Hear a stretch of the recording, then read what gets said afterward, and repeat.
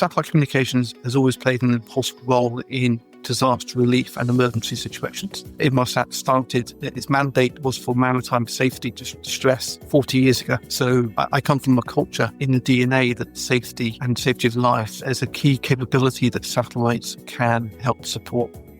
Hey, SpaceWatchers, this is Space Café Radio, your channel about trends, awesome events and interesting people in this space sector. I'm super excited today as we will dive into an exciting space conversation with a true leader in satellite technology and connectivity, Mark Dickinson, the new CTO of NSG. Mark has an impressive career spanning top aerospace giants like Airbus, Boeing and Lockheed Martin, and he played a critical role in advancing satellite operations, including the search for the Malaysian airline flight MH370. Today, we will explore the future of software-defined satellites, 5G, 6G integration, and NSG's vision for space. What comes up at SATShow 2025? So let's get started. Mark, thanks for joining us today. How are you doing? I'm good. Thank you for the invitation. It's great to be here. Perfect. So, Mark, you've had a fantastic journey managing satellite fleets and leading major space projects. What are some of the biggest challenges and achievements that you have shaped your career? So before joining the NEO Space Group, I spent the last 25 years at Inmarsat and later Viasat, leading a number of the large satellite programs that these companies had. I think some of the achievements we achieved was at Inmarsat, we rolled out the first global Ka-band network in the world. And that was a significant technical achievement requiring new spacecraft, new ground segment, new user terminals. And I think we're rightly proud of that deployment. So that's certainly one of my highlights. One of the challenges, satellite programs are hard. They sometimes don't run to cost or to budget. They can be tough. Things happen in space. We were fortunate to lose a spacecraft a couple of years ago. As it was after launch on its way to its operational orbit, it failed for a third part of an external event. And that was a really tough time for the team. You spend years building a spacecraft with the supplier. You launch it, all that goes well, and then the satellite suffers a failure. That's tough for the team. But you pick yourself up and you dust yourself down and you learn any lessons to be learned and apply them on the next program. So you always move forward. I totally can second what you said. I've been at SAS Astra when Astra 1K was launched, and I think that was one of the first satellites in the ocean. So it just fell into the ocean, which was very sad. Space is hard. So how have you seen satellite technology evolve over the years? It's certainly changed. I'm looking back at the start of my career, satellites were beautiful, bespoke bits of precision engineering, almost hand-built, and that has certainly changed over the last decade or so. Obviously, we've seen the advent of the mega constellations and production line style capabilities for that. We're seeing the advent of, rather than just very large geostationary spacecraft, we're seeing smaller, more agile geostationary spacecraft, and we're obviously seeing the advent of more software is going to be key in the future for the efficient use of space assets. Before we talk about the software-defined satellite bit, after this career you just mentioned at Inmarsat, you transitioned recently to NSG. What motivated that move and what excites you most about this new role? Because you've been there, you've seen that all. So let's say I worked for a long time at an established geo operator, one of the big players in space. But what I saw in the region, and especially in the kingdom, was real ambition, wanting to play in the space sphere, wanting to become both a national champion, which Geospace Group is mandated as a national space champion, but also to play on the international sphere, to be a truly global space company. And to be honest, NSG was only started a year ago. So we're starting with a blank piece of paper. And from a CTO perspective, that's actually quite nice. You can now start designing systems without the baggage of legacy. You can now start looking at what's capable now and what could be possible in the future and start designing systems to meet those future customer needs. So I think the reason I joined was a couple of years. I wanted to try something something different. I saw that the region being very, very exciting, great ambition, and across the NEO Space Group isn't just a SATCOM provider. That's one element of it. It has an element of observation, is a big part of the business, IoT, and in the near to medium term, I think we'll be looking to establish a VC fund where we can start investing in cool technology from small companies to see how we can integrate that technology into our pipeline in the future. And I think that's a true capability, which is an ambition, which is unlike anyone else in the industry at the moment. So I think it's a cool time to join the Space Group. It is a startup. It's only been going a year, but that brings excitement. And culturally, it's great to be in the kingdom. I've only been here a month so far, but I really enjoy the people are amazingly friendly, warm, and you really sense that they want to be able to play a significant part in the space ecosystem of the future. So you're saying the weather is better than in London, yeah, at least at that point of time. In March, yes. Wait till the summer. Absolutely. I see that. Okay, let's talk about a bit innovation in satellite technology. And as you mentioned, you have this blank sheet of paper and now you can build something new. And I'm quite sure one element will be software-defined satellites. They're transforming the industry. And as I think your heritage also goes back to the bent pipe satellite. So you have one also on an analog satellite, you have one TV, one broadcast channel on a 34 megahertz transponder. And where we are now, that is quite remarkable. And now again, software-defined satellites. So how do you see them shaping the future of connectivity? So when I was at Inmarsat, I led the team that essentially ordered the first 3 of these software-defined geostationary spacecraft from Airbus. And the rationale that we went down that path I think is very sad. The ability to be able to have a fully configurable satellite in orbit helps for many reasons.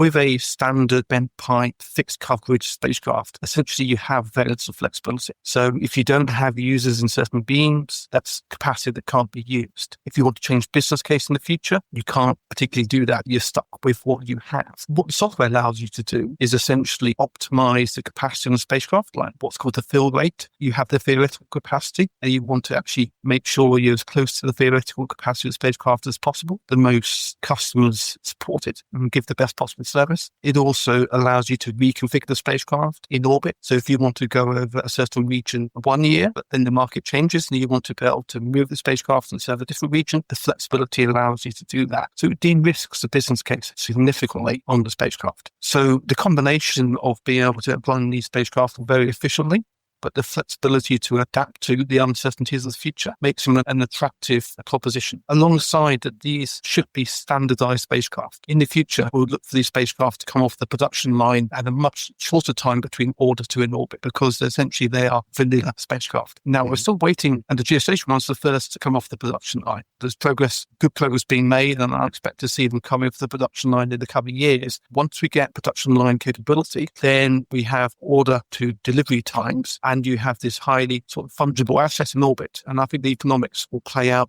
You mentioned a few times now the GEO regime. Where do you see the future of that? Because since, I would say, 2017, we see a decline of annual satellite launches into GEO, especially the big birds, the 3 to 5 tons. Now we have a number of 3-ton mini GEOs flying there. So where do you see the future of that regime? There are obviously super advantages, but there's also the limitations, which is the runtime for the signal. It's been very, and Starlink have led the way here in the NGSO world, where we've seen a large amount of capacity being delivered from the system. 6,000-7,000 satellites is quite incredible, the number of spacecraft that are being talked about. I think GEO is always going to have a role to play, an important role to play. If you want to deploy a constellation, it is billions of dollars. And it's not just a one-off cost. Once you're on the constellation path, these satellites live to 5 to 7 years. You're on a continuous CapEx expenditure because you need to replace the old constellations as you completed the first constellation. And economically, that's a very tough thing to do. Now, Starlink and SpaceX probably play by different financial rules to everyone else, and maybe Kuiper alongside that. But there's definite challenges around the business case for normal economics for LEO. GEO has some significant advantages in that actually you can deploy capacity into a region far more cost effectively than a constellation can. Sure, there's a latency issue, but if you're in the true sort of multi-orbit future that people talk about, and people have been talking about it for quite some time, if you can optimize the traffic to route it across the right network required for the customer's needs, then maybe economically there's a viable path for both LEO and GEO and MEO to coexist. And we're seeing more and more a need for sovereign capability. I think geopolitical events at the moment we're seeing the need for that. Deploying sovereign capability into one particular region or country is actually more efficiently done from a geostationary spacecraft than it is from deploying a constellation, which spends the vast majority of constellation never spends anywhere near the region you want or sovereign capability.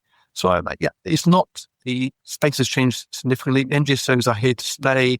They can provide an extremely important element of it, although we do have to watch from a space sustainability point of view that we don't overpopulate in our desire for more and more capacity. We don't overpopulate certain orbits and actually cause ourselves environmental issues in the future there. But I think GEO has a long-term future. Not the same as the past, but I think things like flexible satellites, software-defined satellites, software capability really play to the strengths of GEO. I like it. I like it. The GEO is here to stay. That's great. The kingdom is very at the forefront when it comes to NTN, so non-terrestrial networks. And we are also witnessing with that the shift towards the integration of 5G or 6G into our satellite networks. What is the biggest challenge in achieving here a seamless interoperability? So the advent of a 5G NTN, especially from release 17, has the potential to take space, which really was quite niche, into mass markets. It has the potential to do that. Access to consumer devices, to chipsets at a scale that's never been thought about. Satellite terminals were in the hundreds of thousands, if you're lucky, not the hundreds of millions. So people are excited about this opportunity to actually make space converge with a terrestrial ecosystem. Now, it sounds nice, and I'm sure we can make good progress. I think there's a couple of areas that people need to be aware of when we're thinking about this. One is simply physics. A cell tower in orbit, hundreds of kilometers away, if not 1,000 kilometers away, moving very fast, is not the same as a cell tower on the top of a building 2 kilometers down the road. So the link budget to the cell tower is far more challenging from an unmodified smartphone, for example. That requires you to have very sophisticated technology in space to be able to get back all the stuff you've lost from all that distance in the link budget. So yeah, physics is difficult, and what we're seeing at the moment with folks like Apple and Starlink is a texting service. And I think people should think about this, that the impaired link budget is going to have an impact on performance. So initially it's going to be things like text messaging. We shouldn't be expecting that this is going to be a 5G-like service now, and even probably for the foreseeable future. If you think about each cell tower terrestrially covers a number of square kilometers. The equivalent cell being formed from the satellite is vast. It's huge, tens and hundreds of kilometers. So the amount of capacity in any beam is going to be limited. So again, that will create, from a customer's perspective, I suspect, though we'll have an integrated satellite capability in the phone, it won't be the same as being standing in a terrestrial surf network. So physics is one issue. Spectrum is another issue. Where do we find the spectrum to be able to provide the service? There's a discussion between people who want to be able to repurpose terrestrial spectrum, and that requires the owners of that spectrum to have typically paid lots of money for that spectrum through auctions, to be able to slice off some of that capacity for a satellite component. There's a regulatory aspect around that. In countries like Europe, it may be more difficult to do that because different regulators have different rules about spectrum usage. And then you have the MSS spectrum, which is the mobile satellite spectrum, being essentially the legacy satellite spectrum that's being used today, and repurposing that for direct-to-device services. The issue with that is that most of the smartphones in the market today aren't compatible with that frequencies. They're using their terrestrial bands, and therefore the time it takes to be able to get a new handset into a market and then in the volumes required, it takes time. So there's certainly pros and cons on them both. When I was at Inmarsat, Viasat were strongly of the MSS perspective. That's the capabilities of having dedicated global spectrum was very significant. So that you have the spectrum side. And then finally, it's the business case. How much are consumers willing to pay to have satellite coverage? And that may be different in different countries. And we've seen in the US, I think T-Mobile are going out talking about $15 per month on a typical plan to have satellite texting capability. That may just be testing the market, but it seems quite a high price point to me. How many people would be willing to pay the extra $180 per year on their cell plans to be able to have that if they're really going to use it once or twice a year, for example. So I think people are testing out the market, and it may be used by the MNOs to be able to defer or reduce their capex expenditure to fill in the gaps which aren't covered today terrestrially. It may be used to upsell plans. So this is a service you get for free on the premium plan. So I think the economics of it is going to have to play out as well. So physics, spectrum, and economics, I think, are still the key things that need to be addressed to make sure that the true ambition of direct-to-device and 5G NTN generally can be fulfilled. There's also important markets which are smartphones that can be addressed as well. Automotive is an example. You mentioned the challenges, and one of the element is obviously the spectrum. Help me, what is your play at NSG in this, I would call it spectrum war that we see going on? I think from the NSG perspective, we're not trying to build everything ourselves. That would be foolish for us to do that. We're looking to partner with people as well. And I think when it comes to global ambitions, when you want to provide connectivity, not just into one country, which can be managed fairly easy from a spectrum perspective, because each individual country can essentially make up the rules for how spectrum is used within it. It comes very much to a partnership idea. You need to be able to do that to be able to scale. Again, it isn't particularly economic to deploy a LEO constellation, for example, if you only have market access into a small part of the world. So yes, the spectrum is key, whether it's from access to orbital slots at geostationary, whether it's to access to spectrum for NGIS. And we're seeing as more and more systems are coming to market, alongside Kuiper, Starlink, OneWeb, Telesat. We're also seeing the Chinese with their constellations as well, which I'm sure will be very important in the future. Yeah, spectrum wars is one way of putting it, but I see it as an opportunity to look for key partnerships and leverage the influence that the kingdom has, which I think is very, very significant and shouldn't be underestimated, to be able to make those partnerships work and to be able to access systems spectrum as needed. I mentioned before in the intro, you were deeply involved in satellite-based efforts to locate the Malaysian airline flight MH370. Can you tell us more about that? What did it mean? Yes, so this is going back over 10 years now. So I led a small team of engineers within Mossad. A couple of days after the plane went missing, we identified that we had some key satellite communication messages from the aircraft. This wasn't anyone contacting the aircraft themselves. This was the network essentially managing itself. When an aircraft is flying, the communication networks were operating. If you hadn't heard from a satellite terminal for an hour, it would check in saying, "Are you still there?" And the aircraft sent a ping back saying, "Yes, I'm still here." And this was metadata on the network, the background information used to keep the network ticking along, not the communication from passengers or from the pilot. This data was not intended for navigation purposes, but some smart people, smart engineers have managed to use the information and use it in a way to be able to determine exactly the distance of the aircraft from the satellite and also the general direction the aircraft was heading in. So for the last 6 hours of the flight, this is the only information essentially we have from the aircraft. And from that, we reconstructed a flight path for the aircraft, which showed after a couple of weeks that it went into the southern Indian Ocean. And yes, we were part of the investigation team at the time. It was a very challenging time. From a personal perspective, I really felt for the next kin, the families, the people on the plane. And yeah, this took a year, 2 years of my life up, essentially, as a second job, helping the investigation team trying to understand, even though we only had a handful of numbers, making sure we extracted as much information as possible. The underwater searches we started in the last week or so. So I'm still hopeful that they'll find the final resting place of the aircraft in the not too distant future. And beyond aviation, how are satellites enhancing disaster response, defense, and enterprise security are in the future or even today? Or is Starlink, Starshield the answer to all of our problems?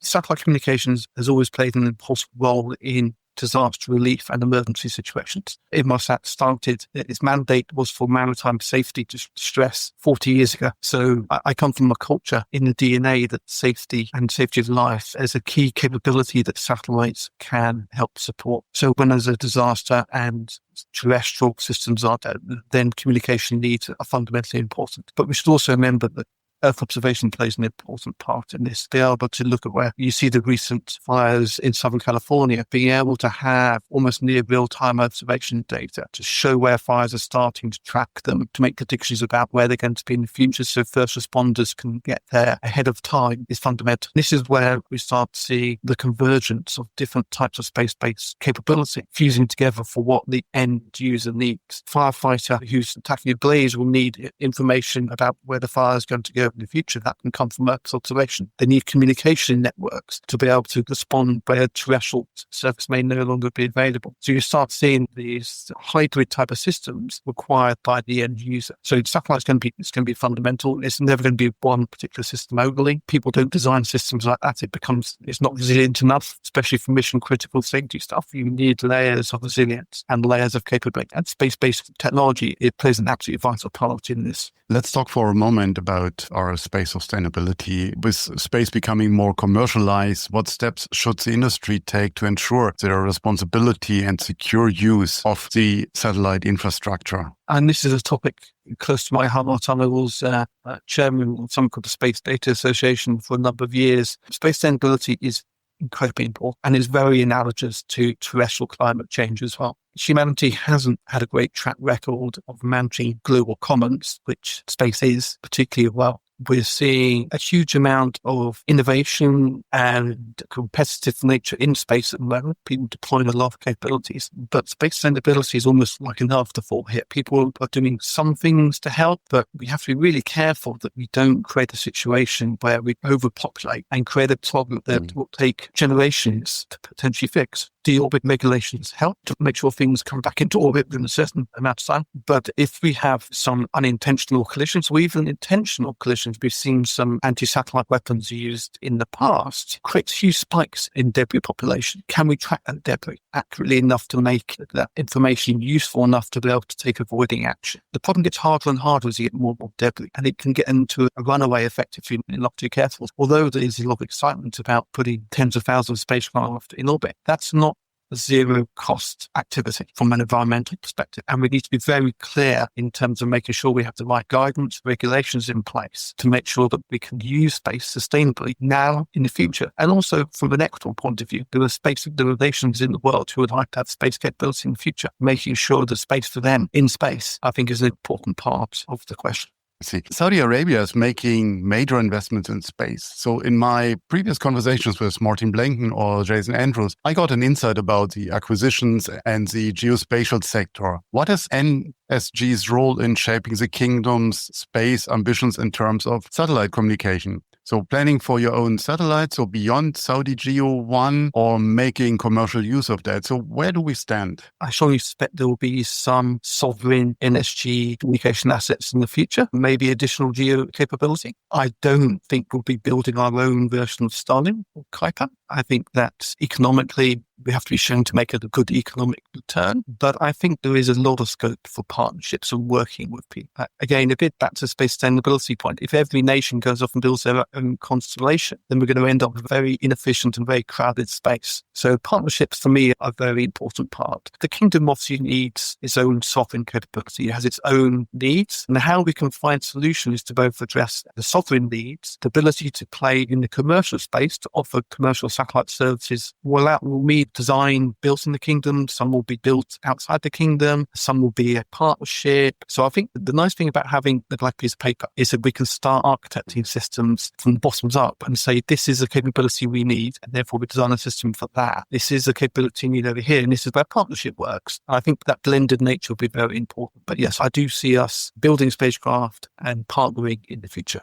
Great. So what are some key milestones for upcoming projects that we should watch out for? So what happens behind the closed doors? Yeah, and I think you should see some announcements towards the end of this year about activities we're doing. Alongside the broadband communication, we're also looking at things like IoT markets. We recently signed an MOU with OQ Networks based in Luxembourg about IoT networks. This is something we're looking at as well. Again, Neospace Group's ambitions are broad. It's not just Earth observation. Also, IoT plays a role into that, and then maybe even in the future, PNT as well. So, yeah, I think you'll see announcements across all those sectors in the next 6 to 9 months or so. We're busy. Let's just say that we're busy. I bet on that. You will be also busy in Washington, D.C., because you're speaking at the upcoming Satellite Show or 2025's CTO Forum. What key themes will you be addressing there? Because it's a forum and you are known. So what are the new key themes? Yeah, so I'm looking forward to getting with my peers to have a discussion about this at the SAT show. I think a lot of the questions and a lot of the interest is coming around how can we help commercialize space more? Is it on the manufacturing side of moving away from these bespoke bits of beautiful engineering into more production line capabilities? What materials do we need? How do we build things at scale and at low cost that maintain the reliability? What we don't want to do is have something cheap fail in orbit and cut as orbit. So what's the magic sauce here? What's the magic recipe for being able to produce at a low cost, at scale, on time and to budget but have something reliable at the end. And whether that's through new materials, new manufacturing techniques, new testing approaches, access to space through launch, all these things play a key role in that. So I think some of the topics that we'll be discussing are how we see in the future some of this evolve. We're seeing a lot of startups in the ecosystem at the moment with nice, cool ideas. We really see those cool ideas mature into a technology that's scalable and usable. And it's a super exciting time in space. And but there's still some way to go to get there. It sounds that many of those will go back to standards, and the industry is searching for the USB of satellites, the universal standard for interoperability. And we touched about that in our section when we talked about software-defined satellites as well. But how close are we from achieving that? I think things like 5G and TN help a lot on things like standardization. But on the other side, what we're seeing is actually if you look at Starlink and Kuiper, these are closed proprietary systems. These aren't open systems. You can't bring along your own terminal and suddenly go onto their network, for example. So in some ways, we're seeing, although the goal for lots of people has been the USB stick of space, actually we're seeing maybe a lot of standardization in the NTN world, but actually quite a few proprietary systems in the broadband side, the Starlinks and the Kuipers. So I think we're some way off space being finding space USB. What is the one conversation at the SAT Show 2025 that you think will drive the real industry progress? Is it, as we have heard in the last weeks here, when JD Vance came over to Europe, to the AI summit in Paris, so unleash it all? So unleash regulations, unleash AI, dropping responsibility, as we said before. Is that the future we're heading? Conference these days without AI appearing. I think alongside the software nature of some of the spacecraft, the software is only so good, the configurability of the spacecraft is only so good, but you need tools on the ground to be able to tell you how to optimize the spacecraft, to be able to use it for its needs. So I think AI and machine learning generally, in terms of capability, is absolutely need to be able to optimize what we put in space. That's obviously one aspect. Another topic that always comes up is access, the cost of launch. Now, there's been a long talk about the cost of launch coming down significantly, the cost per kilo of orbit. I haven't seen that personally. I think the cost remaining remarkably stable. I think the new launches coming to market, Starship being one, the perfect example, has the potential to really change the economics. But when and by how much is still uncertain. So access to launch, if you can make a satellite for $10 on the ground, but it costs you $1 million to launch, then launch starts becoming a more dominant aspect in the business case. So the long-term access and price of launch is going to be an important topic as well. I think manufacturing, this whole concept of, and where some of the startups are looking at the moment, is how do you efficiently bring proper manufacturing, production line capabilities and supply chain? We've had a lot of issues in spacecraft for a long time in terms of supply chain. A satellite complex, it's requiring parts from hundreds of different vendors. One vendor's late, it really compromises the whole program. Are there things around standardization that means that you have more supply choice? And as we come to more standard platforms, actually we de-risk a lot of that supply chain aspect to be able to make sure that we can deliver an orbit. And then we have to launch at the right price to mean that whole economics for the system works. So I think there's going to be quite a few. I wouldn't say there's one particular hot topic that will be at the SAT Show, but I think there's a number of threads that will be discussed to pull together to make the whole economic sense of what we're trying to do. We spoke about partnerships before and how crucial they are. And one topic I know it's very close to the Saudi mentality at the moment are startups as well. So in November last year, I had the opportunity to visit the garage in Riyadh and recognize the vibrant Saudi initiatives. So for startups trying to break into the satellite sector, what's your biggest piece of advice for them? You're certainly right. The excitement in the kingdom is huge, and there's lots of very interesting startups and opportunities forming here. Now, in terms of my advice, never lose sight of the commercial side of it. Is sometimes people get very focused on the technical side. Commercial viability is fundamental for this. And think about a customer. Think about what it means for the customer, whether that's an end user, someone using something out in the field, or whether you're part of the supply chain. Think about your role, making sure that the innovation that you're bringing is scalable and economic and can really deliver meaningful benefits to your customer. If you keep that customer-focused mindset on it and not just think about the technology for the technology's sake, I think that's how you can then bring something to market and actually be successful. So How does NSG concretely foster strategic collaborations to accelerate industry growth? We have seen the news about the Space Up Challenge that is ongoing as we speak here. Is that one element? And what else does NSG do to foster this collaboration in the market? Yeah, so partnerships and are fundamental parts of what NSG is going to be doing, because we don't have the capability to do ourselves today, and neither do we want to develop all the capability in-house. So partnerships has always been a fundamental pillar. NSG's growth will be through some organic capability, building some other things, through some M&A activities. You've probably seen M&As announced in the last couple of months. And thirdly, partnerships. We need to partner with customers. We've got key customers in the kingdom. You think about people like Aramco, for example. These are key users of satellite communication and satellite services, Earth observation data, and how we work with them, how we work with our potential suppliers, how we get access to core innovation and technology that we can use, and whether that's through a straight commercial partnership or whether we look at through our ambitions to set up a VC fund. I think these are ways that we can start working with the ecosystem. Not one size fits all model, but more holistically across the whole space. So yeah, I'm personally super excited. I've always liked partnerships. I think you can achieve more working together than you sometimes can do just by yourself. Having discussions with all these people with very smart ideas and trying to bring them into a commercial product, it's going to be very exciting. Great. Mark, before we close, I would like to pick your brain. Looking ahead, what excites you most about the next 10 years in satellite communication? Knowing that you're a few decades in this market already, but now it's just 1 decade ahead. We've had lots of talk in the past about multi-orbit solutions and things like that. I think there's going to be a time when actually this is real. We're going to have user terminals that can work across all the domains efficiently across all, and rather than good for one and not so good for the other. So I think, although it's long been talked about, I think multi-orbit solutions will come of age. I'm really excited about things like compute in space. Can we start moving some aspects of compute in space? So for the AI topic, can we run things like large language models in space? Where does that make sense? What utility does that provide? I think end-to-end, if that really delivers on its promise, then lots of, in 10 years' time, we'll be walking around with satellite-enabled devices when they've never used a satellite device in their life previously. I think these are the big trends that we can see coming in the future. At NSG, we want to be part of and help drive that. Great. Mark Dickinson, thank you very much for your time, for this fascinating interview, and I wish you all the best and good luck for the next activities that you have on your plate. Thank you. Thank you very much indeed.